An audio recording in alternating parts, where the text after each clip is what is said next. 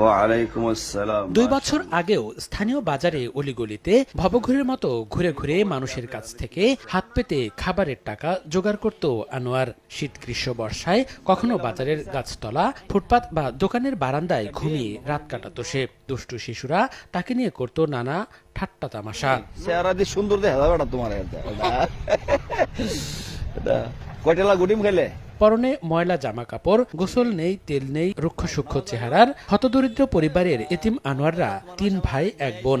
গ্রামের বসতভিটা ছাড়া তেমন কোনো সহায় সম্পদ নেই। অনেকটা অবহেলা, অনাদরে মানসিক ভারসাম্য হারিয়ে বুদ্ধি প্রতিবন্ধী হয়ে যায়। পরে সে বাড়ি ছেড়ে চলে আসে স্থানীয় বাজারে। তবে কিশোর আনোয়ারের সহজ সরল বাচনভঙ্গি এবং আচার আচরণে মুগ্ধ হয়ে তার প্রতি হাত বাড়িয়ে দিতেন বাজারের ছোট বড় সকল ব্যবসায়ী।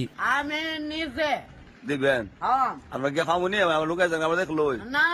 এমতাবস্থায় স্থানীয় এক মাদ্রাসার কারি আব্দুল কুদ্দুস তাকে নিয়ে আসেন তার মাদ্রাসায়। নতুন জামা কাপড় কিনে দিয়ে মাদ্রাসায় তার থাকা খাওয়ার ব্যবস্থা করে দেন। পরিচর্যা আর স্নেহ মমতা পেয়ে মানসিক অবস্থার অনেকটা উন্নতি হয়। ক্রমান্বয়ে বদলে যায় তার জীবন আচরণ।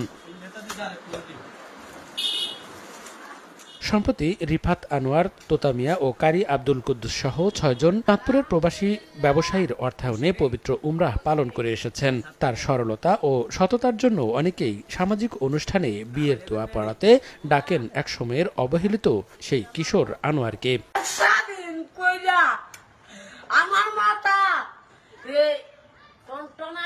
তবে তার মুখের জড়তা ও আড়ষ্টতার কারণে এখনো সে স্পষ্টভাবে খুব বেশি বাক্য বলতে পারে না। অতি সম্প্রতি তার প্রশ্নোত্তরের ভিডিও সামাজিক যোগাযোগ মাধ্যমে কয়েক মিলিয়ন ভিউ হয়েছে। অনেকেই আসেন তার সঙ্গে কথা বলতে। আগে কাপড় চোপড় আসিল না, পরে হুজুরে বানাই দিছে আমার কাপড় চোপড়। আগে ইতে করতাম, ছাগলা মাঝি করতাম। অনেক হুজুরে দেখছে, হুজুরে আনছে আমারে। আনোয়ার মামা দেখতেছি বাজারের মধ্যে তার যে কাপড় সাপড়ের অবস্থা চাওয়া জানা, কিন্তু ছেলেটা খুব ভালো, সরল সোজা মানুষ, তার মনটা খুব ফ্রেশ। তো মানুষ 10 টাকা 5 টাকা, তো সবাই গিয়ে পাওয়া ধরে এইগুলো খুব তারা খুব করে আর কি, অবহেলা করে। অনেকে দেয় অনেকে দেয় না, তো সবার কাছে টাকা পয়সা সময় তাকেও না, তখন বিরক্ত বোধ করে। তো চিন্তা করলাম অসহায় মানুষরা যদি সহায়তা করে আল্লাহ তাআলা তাকে মহব্বত করেন। এই তার মাও নাই, এই বাবাও নাই, কিন্তু 2 ভাই আছে আলহামদুলিল্লাহ। এক ভাই আগে দুনিয়া ছিল, মারা গেছে।